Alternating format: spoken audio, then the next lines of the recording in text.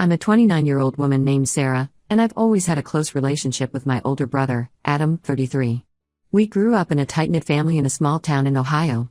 Our parents, both teachers, instilled in us the importance of family bonds and supporting each other through thick and thin. As kids, Adam and I were inseparable. We'd spend hours playing in our backyard, building forts, and sharing our dreams for the future. Adam always talked about becoming a lawyer, while I dreamed of opening my own bakery. As we got older, Adam became more focused on his studies and career ambitions. He moved away to attend law school in New York, and our once close relationship began to show signs of strain. We'd still talk on the phone occasionally, but the easy camaraderie of our childhood seemed to fade. I stayed closer to home, attending a local college and eventually opening a small cafe in our hometown. 3 years ago, Adam returned to Ohio after landing a job at a prestigious law firm in Columbus. He brought with him his new wife, Dana, 31. They had met in New York, where Dana worked in marketing for a fashion brand. At first, I was excited to welcome Dana into our family. She seemed kind and outgoing, and I hoped we could become close friends. The first few months after their wedding seemed idyllic. Adam and Dana would often visit our parents and me for Sunday dinners, and we'd spend hours catching up and laughing together. Dana would share stories about her life in New York and her plans to start her own marketing consultancy in Columbus. Adam seemed happier and more relaxed than I'd seen him in years. However, things started to change pretty quickly. Dana decided to quit her job to focus on starting a family, a decision that Adam initially supported. They had always talked about wanting children, and with Adam's career taking off, they felt it was the right time. But as months passed without success, the strain on their relationship became noticeable. During family gatherings, I'd often find Dana alone, looking distant and upset. Adam, on the other hand, seemed increasingly stressed and short-tempered. When I tried to talk to him about it, he'd brush off my concerns, saying everything was fine and that work was just keeping him busy. About 6 months ago, Adam called me late one night. He sounded upset and asked if we could meet for coffee the next day. When we met, he dropped a bombshell. He had been having an affair with a colleague at his law firm for about 6 months. I was shocked and disappointed. This wasn't the Adam I knew, the brother who had always prided himself on his integrity and honesty. Adam explained that he and Dana had been growing apart for a while. Their inability to conceive had put a significant strain on their relationship, and he felt that Dana had become obsessed with getting pregnant. He said he felt neglected and unappreciated, and that his colleague had provided the emotional support he felt he wasn't getting at home. I urged Adam to be honest with Dana and to consider marriage counseling before making any drastic decisions. He agreed to think about it but seemed reluctant to take any immediate action. Over the next few weeks, I struggled with the knowledge of Adam's affair. I felt guilty every time I saw Dana, knowing the pain she would feel if she found out. Then, 3 weeks after Adam's confession, Dana showed up at my door in tears. She had discovered the affair after finding a series of incriminating texts and emails on Adam's phone. Adam had already moved out and was staying with his colleague. Dana was devastated and didn't know where to turn. She explained that she had distanced herself from her own family years ago due to their disapproval of her marriage to Adam. Seeing Dana so broken and alone, I couldn't turn her away. I offered to let her stay with me for as long as she needed. At first, things were relatively smooth. Dana was respectful of my space and seemed grateful for the support. We'd often stay up late talking about her relationship with Adam, her feelings of betrayal, and her fears for the future. As days turned into weeks, I noticed Dana becoming more comfortable in my home. She started taking over household chores, rearranging things in the kitchen, and acting as if she was a permanent resident rather than a temporary guest. While I appreciated her help, I began to feel a bit uncomfortable with how quickly she had settled in.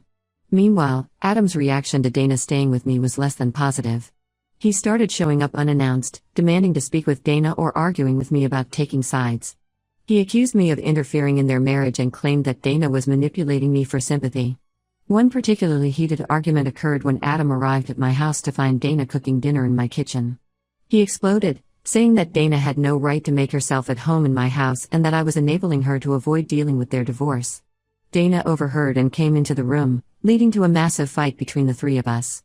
As the weeks passed, I found myself increasingly caught in the middle of Adam and Dana's crumbling relationship. Family dinners became tense affairs, with our parents trying to mediate between Adam and me. Friends started asking questions about why I was letting Dana stay with me, and I found myself constantly defending my decision to help someone in need. Now, I'm left feeling torn between my loyalty to my brother and my desire to help Dana, who I've come to see as a friend. I'm not sure how to navigate this complex situation without damaging my relationships with both of them.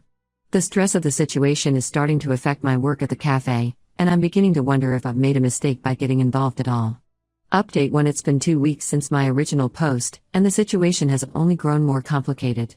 The tension between Adam and me has escalated to the point where we're barely speaking. He's been telling family members and mutual friends that I'm siding with Dana and making his life more difficult. Our parents, who have always tried to stay neutral in conflicts between Adam and me, have started to express concern about my decision to let Dana stay. They called me last week, saying that Adam had been to visit them and was extremely upset about the whole situation. My mom suggested that perhaps it would be best if Dana found somewhere else to stay, as her presence in my home was causing problems for everyone. I tried to explain my perspective to my parents, but I could tell they were conflicted. They've always taught us to help those in need, but they also hate seeing their children at odds with each other. The conversation left me feeling frustrated and misunderstood. Some of our extended family members have also gotten involved. My cousin Lisa, who has always been close to Adam, called me to ask why I was choosing Dana over family.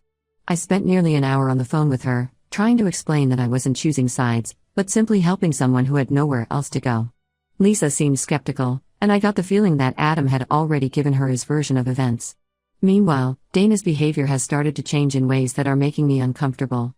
At first, I appreciated her help around the house. She would cook meals, do laundry, and keep things tidy. But recently, she started making changes without consulting me first. Last Tuesday, I came home from a long day at the cafe to find that Dana had completely reorganized my bedroom closet. She said she thought it would be more efficient this way, but I couldn't help feeling that she had overstepped a boundary. I didn't say anything at the time because I didn't want to seem ungrateful, but it left me feeling uneasy in my own home. Then, a few days ago, I overheard Dana on the phone with someone, I'm not sure who, talking about her living situation. She was saying things like, "I just need a little more time, and once I'm more settled here, I'll figure it out."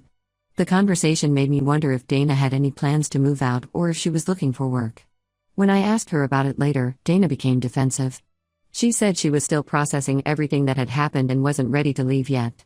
She reminded me of how difficult it was for her to find a job without any recent work experience, especially given the emotional state she was in.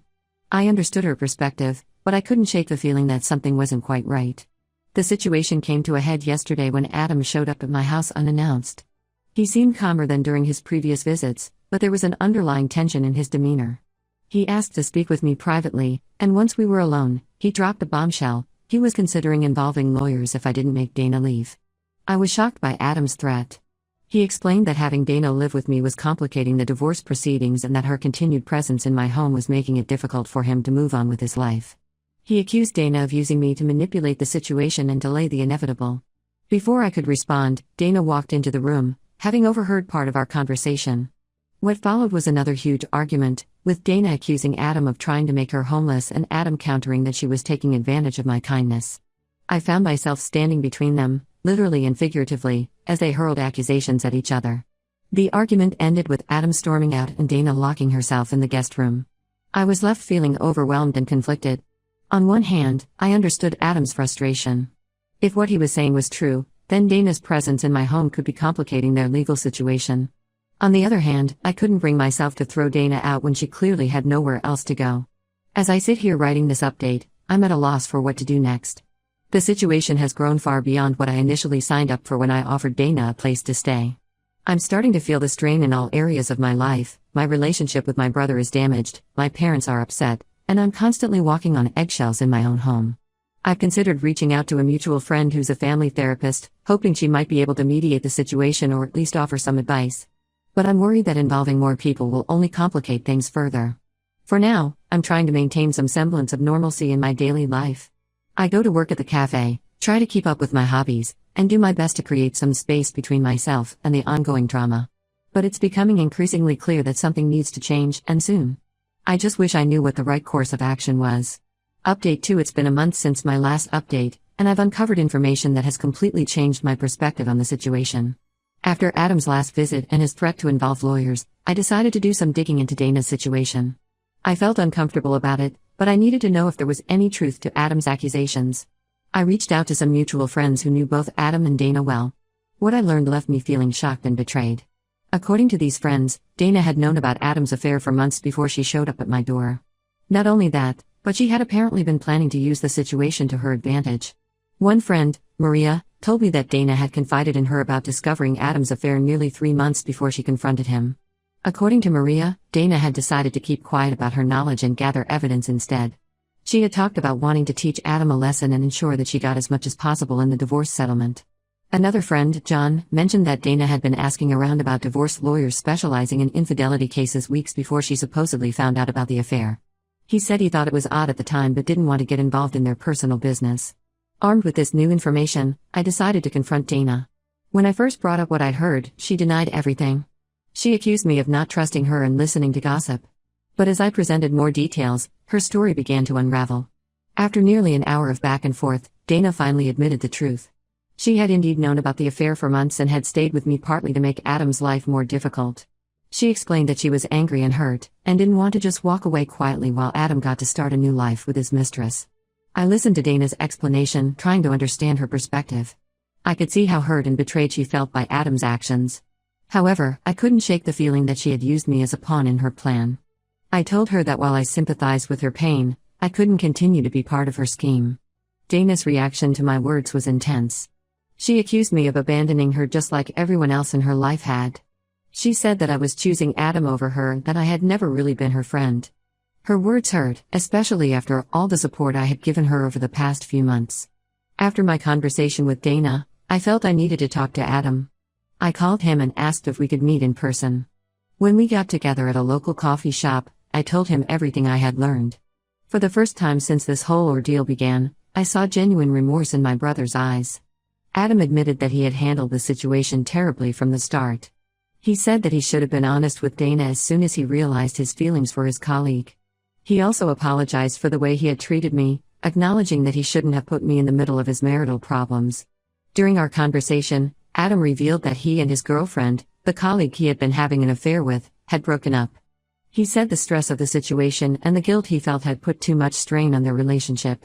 He seemed genuinely regretful about the pain he had caused to everyone involved. Now, I find myself in an even more complicated situation than before. I feel betrayed by Dana, who I had come to see as a friend. I'm angry that she used me as part of her plan to get back at Adam. At the same time, I'm disappointed in Adam for his infidelity and the way he handled the aftermath. I'm left wondering what my next steps should be. Should I ask Dana to leave immediately? Do I give her some time to find another place to stay? And what about my relationship with Adam? Can we rebuild the trust that has been broken? I'm also concerned about the potential legal implications of the situation. If Dana has been staying with me as part of a strategy to influence the divorce proceedings, could I somehow be implicated in any legal issues? As I write this update, I'm feeling overwhelmed by the complexity of the situation. What started as an act of kindness, offering a place to stay to someone in need, has turned into a tangled web of lies, manipulation, and hurt feelings. I'm not sure how to proceed, but I know that I need to prioritize my own well-being and peace of mind. Update 3. It's been 3 months since my last update, and I've finally taken decisive action to resolve the situation.